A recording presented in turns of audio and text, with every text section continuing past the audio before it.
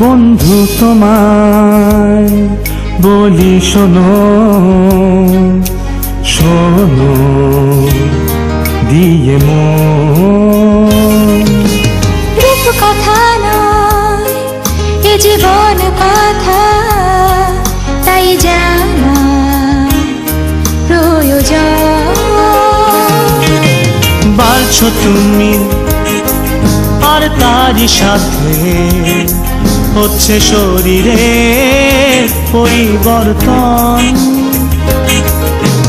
নতুন কিছু অনুভূতি অনুভবের সময় এখন কিশোর দেহ চাই কিশোরী ছোঁয়া কিশোরী চাই কিশোর শিহরণ তবু এতো না সঠিক সময় এখনই নয় দৈহিক মিলন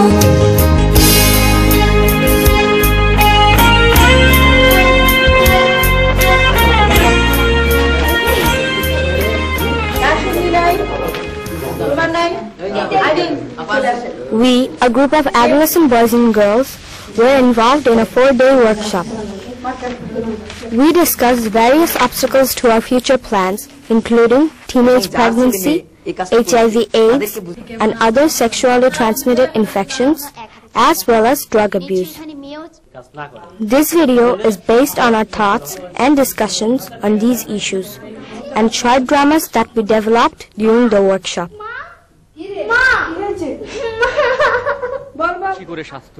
The opinions of parents and health workers have also been included. The workshop was so much fun and we participated with great enthusiasm.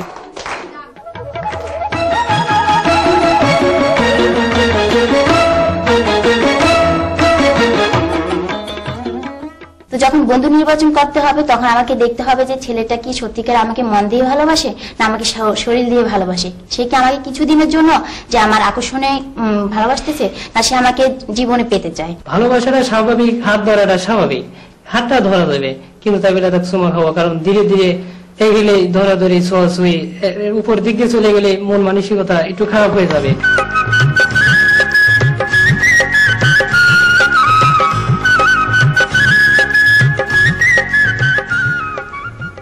রবি কেমন আছিস? ভালো বন্ধু, তুই কেমন আছিস রে? ভালো। এখানে একা বসে আছিস কেন? রিপা বাড়ি ফিরবি কিনা কলেজ থেকে, তাই একটু গল্প করবে আর কি। তুইও থাক না আমার সাথে। না আমি থাকতে পারবো না। কেন? বাড়িতে কেউ নেই তো। বাড়িতে কেউ নেই মানে? আমার বাবা মা আমার নানির বাড়িতে চলে গেছে। সত্যি? হ্যাঁ। তাহলে রেপাকে নিয়ে তো ওদের বাড়িতে আসি। আসো, কোনো অসুবিধা নাই তো? অসুবিধা কি? তাহলে যা, আসছি।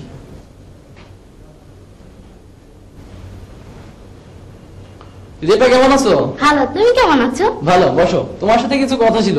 কি বলবো একটু তাড়াতাড়ি বলো, বাড়িতে সবাই চিন্তা করবে। এইখানে বলবো? পাশেই মিজানের খালি বাড়ি, ওইখানে চলো। না আমি ফাঁকা বাড়িতে যাবো না। তুমি কি আমাকে বিশ্বাস করছো না? আচ্ছা এখানে বিশ্বাস অবিশ্বাসের কথা আসছে কেন? আমি তোমাকে ভালোবাসি, তুমি আমাকে ভালোবাসো, তুমি আমার সাথে চলো না। কিন্তু আমি চাই না তোমার আমার এই সম্পর্কটা ও বাড়ি থেকে নষ্ট হোক। আমি চাই না তোমার আমার শারীরিক সম্পর্ক গড়ে উঠুক। তুমি যাবে না? না। যাবে না? না।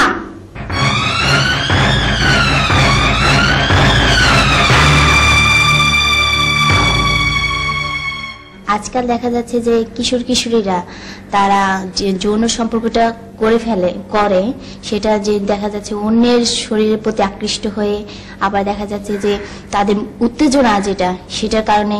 একটা মেয়ের সাথে আমার প্রেমের সম্পর্ক আছে, যদি মেয়েকে বলা হয় যে তুমি যদি আমার সাথে শারীরিক সম্পর্ক না করো তাহলে তোমার সাথে প্রেমের সম্পর্ক কার, এই পরিস্থিতি মেয়ে ছেলেকেও সাথে পারতেছে না, শারীরিক সম্পর্ক করতেই হইতেছে, কারণ সম্পর্ক ঠিকঠাক রাখতে হলে শারীরিক সম্পর্ক করতে হবে। এই পরিস্থিতির শিকার হয়ে মেয়ে শারীরিক সম্পর্কে যায়। আজকাল অনেক কিশোর তাদের যৌন উত্তেজনার কারণে বিভিন্ন জায়গায় যেয়ে থাকে এবং এই কিশোররা যাদের কাছে যায় তারা অনেকে কিশোরী, এবং এই কিশোরীরা তাদের সামাজিক কারণে এবং আর্থিক কারণে, পারিবারিক কারণে তারা এই কাজে নিয়োজিত, এবং ছেলেরা তাদের বন্ধু বান্ধবের পালায় পড়ে এই কাজে যায়। মিলে আলোচনার মাধ্যমে যে যৌন কাজগুলো করলে কি হয়। Adolescents sometimes engage in behavior that puts them at great risk of premature pregnancy and sexually transmitted diseases. We discussed these issues at length during the workshop. We can avoid risky behavior through correct knowledge. That's why we told our facilitators that we want to learn more about these diseases and how they spread. বয়স তোমার কি মায়া, কত কিছুই অজানা। অসময়ের শারীরিক মিলনে পরিণাম হয় যন্ত্রণা। এইডস ছাড়াও তাতে বড় হতে আরো যৌন রোগের শিকার।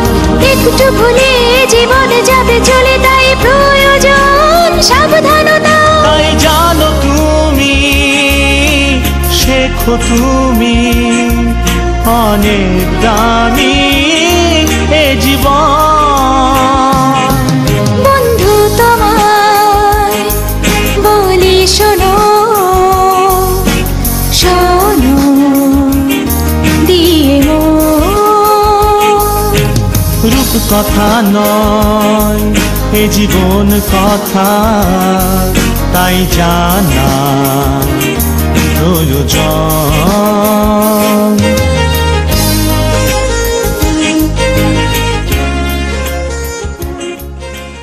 অনেক ধরনের যৌন রোগ রয়েছে, যেমন gonorrhoea, syphilis, hepatitis B, hepatitis C, HIV, AIDS ইত্যাদি।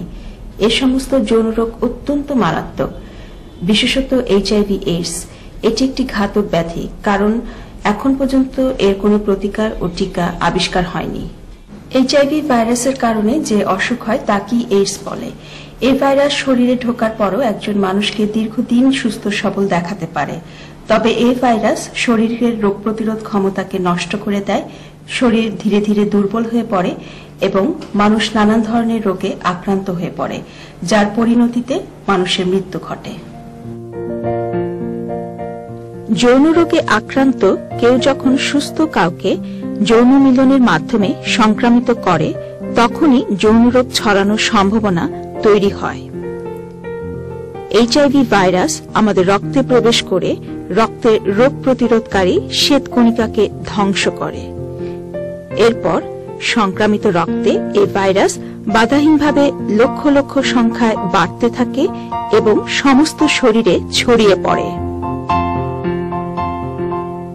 যদি কারো যৌন রোগ, বিশেষ করে সিফিলিস থাকে, তবে HIV সংক্রামিত কারোর সাথে যৌন মিলনে তার যৌনাঙ্গের ঘায়ের মধ্য দিয়ে HIV সংক্রমণের সম্ভাবনা অত্যন্ত বেড়ে যায়। এই সমস্ত যৌন রোগ শরীরের জন্য, এমনকি জীবনের জন্য মারাত্মক হুমকি স্বরূপ। যৌন রোগ বা যৌনবাহিত এইডস 3টি উপায়ে রোধ করা যায়। প্রথমত, বিয়ের আগে যে কোনো যৌন মিলন থেকে বিরত থাকা। দ্বিতীয়ত, যৌন মিলনের ক্ষেত্রে যৌন সঙ্গী একে অপরের প্রতি সবসময় বিশ্বস্ত থাকবে। যদি কারো পক্ষে উপায় দুটি মেনে চলা সম্ভব না হয়, তবে তার জন্য উপযুক্ত হচ্ছে প্রতিবার যৌন মিলনের সময় সঠিক পদ্ধতিতে কন্ডোম ব্যবহার করা। আজকাল অন্যান্য দেশের মতো আমাদের দেশের কিশোর বয়সী ছেলে মেয়েদের মধ্যে ঝুঁকিপূর্ণ আচরণের প্রবণতা দেখা যাচ্ছে। ঝুঁকিপূর্ণ আচরণ এড়িয়ে চলাই ভালো, কিন্তু কেউ যদি বন্ধু বান্ধবের পাল্লায় পড়ে অথবা অন্য কোনো কারণে ঝুঁকিপূর্ণ আচরণে জড়িয়ে পড়ে, তবে সেক্ষেত্রে অবশ্যই কন্ডোম ব্যবহার করা উচিত। ঝুঁকিপূর্ণ আচরণের ফলে যৌন রোগ এবং অনাকাঙ্ক্ষিত গর্ভধারণের সম্ভাবনা থেকে যায়।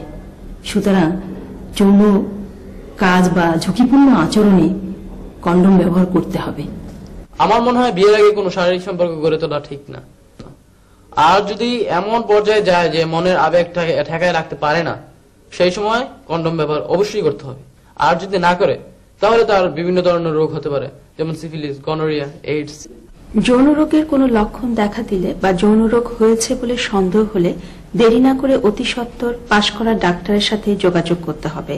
কেননা লক্ষণ দেখা না দিলেও শরীরে যৌন রোগ থাকতে পারে। অনেক ক্ষেত্রেই লক্ষণ সহজে বাইরে থেকে বোঝা বা দেখা যায় না। কন্ডম ছাড়া সঙ্গীর সাথে যৌন মিলন করলে HIV এইডস হতে পারে।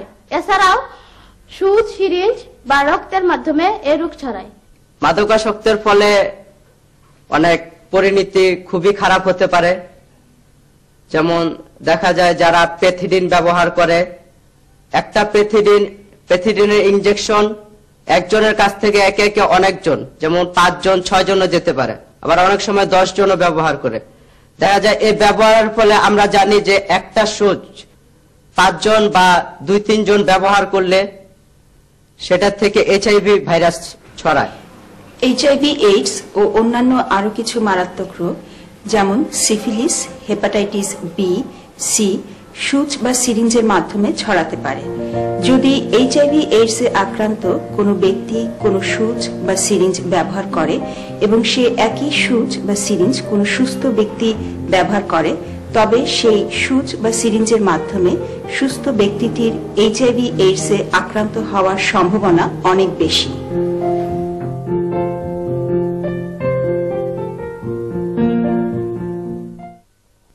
আজকাল আমাদের দেশের কিশোর কিশোরীরা দারুণভাবে মাদকাসক্ত হয়ে পড়েছে। এটা তারা কেন এই মাদকাসক্ত হয়ে পড়েছে এর কারণটা অবশ্যই আমাদের জানা উচিত। দেখা যায় যে অনেকে বন্ধু বান্ধবের পাল্লায় পড়ে, কেউ বা প্রেমিকের কাছ থেকে ধোঁকা খেয়ে, আবার অনেকে আবার স্টাইল করে ওটা করে থাকে। গ্রামে 5 পর্যন্ত পড়াশোনা করেছি, তারপর শহরে মামার বাড়ি চলে যাই। ওখানে মামার বাড়ির পাশে একটা বাজার আছে, ওখানে বসে আড্ডা দিতাম। সেখানে আমার আস্তে আস্তে বন্ধু বান্ধব হয়, তো ওদের সাথে মিশে একসময় সিগারেট ধরি। তারপর আস্তে আস্তে আরো অনেক ধরনের নেশা শুরু করি।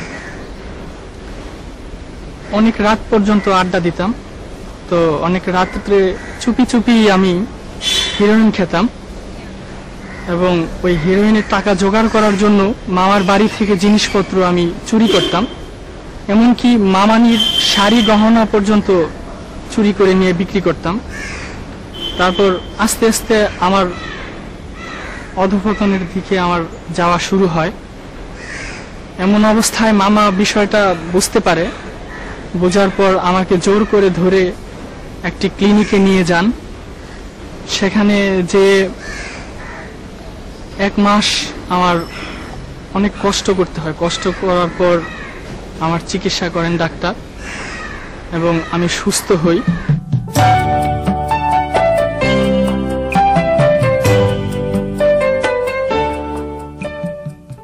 কিশোর কিশোরীর জীবনে তাদের শারীরিক ও মানসিক অনেক পরিবর্তন ঘটে। তাদের তো আর আগের কোন ধারণা এই সম্পর্কে তাদের ধারণা নেই। এই সময় বাবা মাকে তাদের সাথে বন্ধুসুলভ ব্যবহার করতে হবে। তাদের কোনো শারীরিক বা মানসিক সমস্যার কথা যদি বাবা মাকে বলে, তাদের সেই সমস্যার সমাধান দিতে হবে ভালোভাবে বুঝিয়ে। যৌন মিলন, যৌন রোগ কিভাবে হয়, যৌন রোগের প্রতিকার, এসব সম্বন্ধে আমরা জানতে চাই।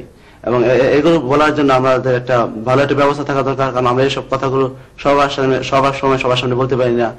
এসব কথাগুলো বললে অনেকে খারাপ বলে, তাই আমাদের এমন একটা ব্যবস্থা থাকা দরকার যে আমরা সবাই সেখানে গিয়ে ভালোভাবে সবকিছু খুলে বলতে পারবো এবং ওইখান থেকে সঠিক উত্তর পাবো। এরকম একটা ব্যবস্থা থাকলে আমাদের ভালোই হয়। ডাক্তার সাহেব, ওয়ালাইকুম আসসালাম। ডাক্তার সাহেব, আপনার সাথে একটা কথা কই বেড়েছিলাম, তা কেমনে যে কয়ে ফেলাম এই মানে করতেছো ডাক্তার সাহেব, কয়দিন ধরে আমার যৌনাঙ্গের চারপাশে ঘা হয়েছে। যৌনাঙ্গ আগের চেয়ে ফুলে গেছে। আমার পোষাব জায়গাটা পুষ পরে। হ্যাঁ, ছোট করো, সরো। বয়স কত? ওই 16-17।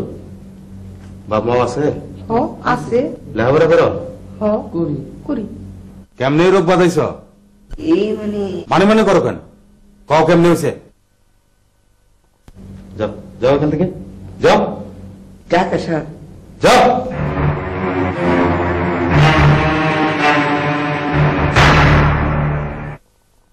আমরা অনেক সময় আমাদের নানা স্বাস্থ্য সমস্যার কারণে স্বাস্থ্যকর্মী বা ডাক্তারের কাছে পরামর্শের জন্য যাই। তাদের একটু ভালো কথা শুনলে, তাদের ভালো ব্যবহার পেলে আমাদের জন্য আমাদের সমস্যাগুলো আলোচনা করা সহজ হয়। আসসালামু আলাইকুম ডাক্তার সাহেব। ওয়ালাইকুম আসসালাম। বসো বসো বসো। কেমন আছো তোমরা? জি ভালো আছি ডাক্তার সাহেব। কি ব্যাপার? ডাক্তার সাহেব, আপনার কাছে একটা ব্যাপার একটু জানতে চাইছিলাম। আচ্ছা, আপনার কি একটু সময় হইব? নিশ্চয়ই হবে। হ্যাঁ বলো, সময় হবে, কোনো অসুবিধা নেই, বলো। না মানে আপনি বিরক্ত হবেন না তো? আরে বিরক্ত হবো কেন, বলো বলো।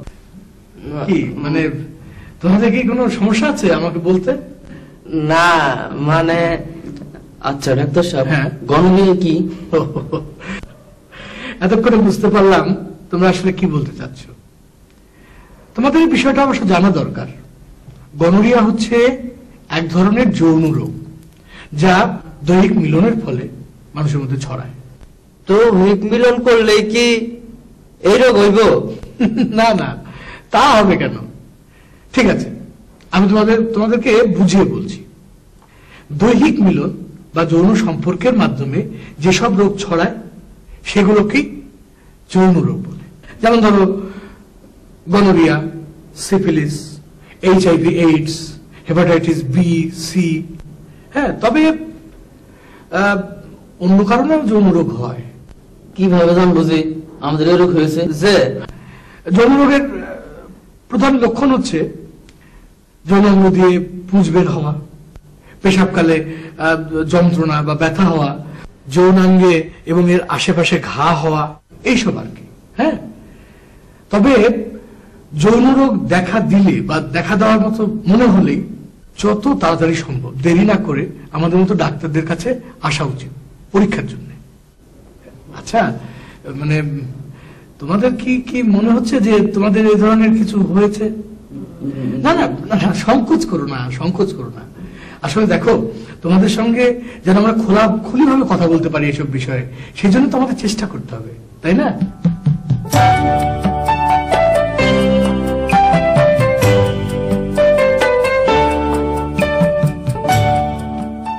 আমাদের দেশে এই কিশোর কিশোরীদের জন্য যে স্বাস্থ্যসেবা এবং যে স্বাস্থ্য কেন্দ্রগুলো আছে সেগুলো আসলে প্রয়োজনের তুলনায় অনেক কম।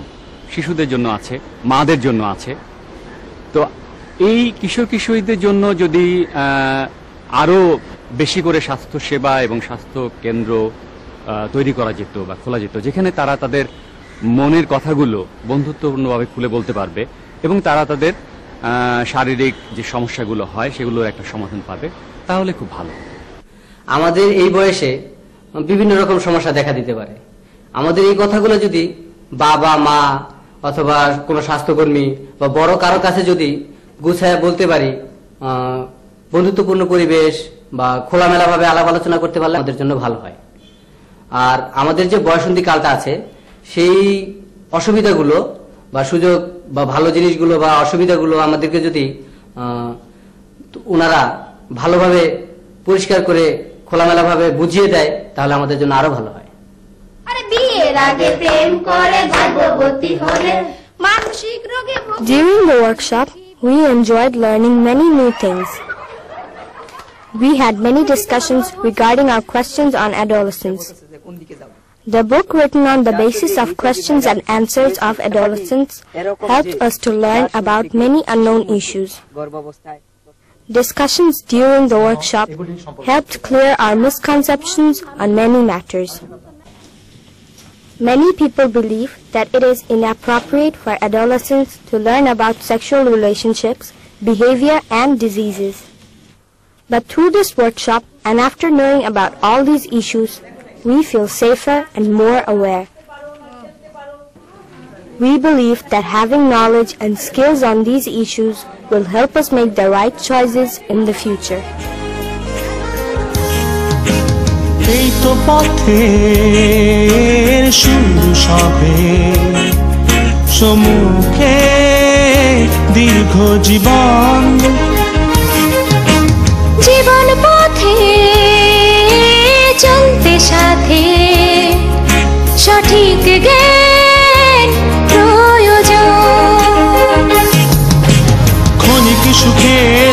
যায় কেটে, কষ্ট থাকে সারাক্ষণ, একটু ভুলের মাসুল দিতে কেটে যায় বাকি জীবন। তাই ভুলে নয়, ভ্রান্তিতে নয়, শুভ্রতায় হোক শুদ্ধ জীবন।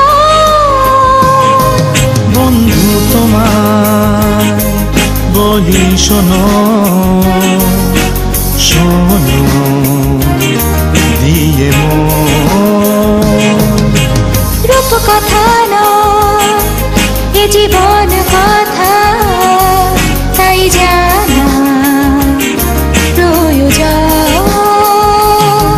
তাই ভুলে নয়, ভ্রান্তিতে নয়, শুভ্রতায় হোক শুদ্ধ জীবন। বন্ধু তোমার বলি শোনো, শোনো দিয়ে রূপ কথা নয় এ জীবন কথা, তাই জানা প্রয়োজন। তাই জানো তুমি, শেখো তুমি, অনেক দামি জীবন। বন্ধু তোমার বলি শোনো, শোনো